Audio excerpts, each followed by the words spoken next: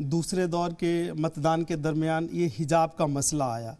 अब ओवैसी साहब कह रहे हैं कि एक समय ऐसा आएगा हिजाब पहनने वाली महिला इस देश की प्रधानमंत्री बनेगी। ये क्या ध्रुवीकरण की कोशिश है या कुछ और मंसूबे हैं? देखिए, श्रीमान ओवैसी की मंशा कयामत के दिन तक भी पूरी नहीं होने वाली है। लेकिन मैं उनसे पूछना चाहता हूं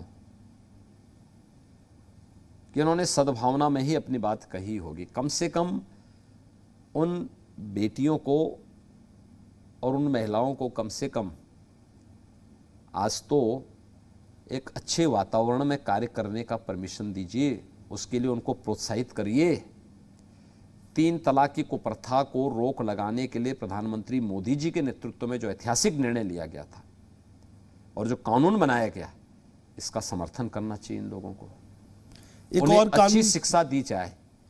इसके बारे में इनको स्वयं भी मुस्लिम समाज को निर्णय लेना होगा और मुस्लिम समाज का जो पुरुष एकाधिकार है, इस वर्चस्व को इन लोगों को स्वयं शिथिल करके वहां की बेटियों को और वहां पर महिलाओं को आगे आने के लिए प्रोत्साहित करना चाहिए। यह उनके भी हित में होगा और देश के हित में भी होगा। खबरों में बने रहने के लिए आप हमारे फेसबुक, ट्विटर, इंस्टाग्राम पेज को फॉलो कर सकते हैं और ताज़ा अपडेट्स के लिए हमारे यूट्यूब चैनल जी सलाम को सब्सक्राइब कर सकते हैं।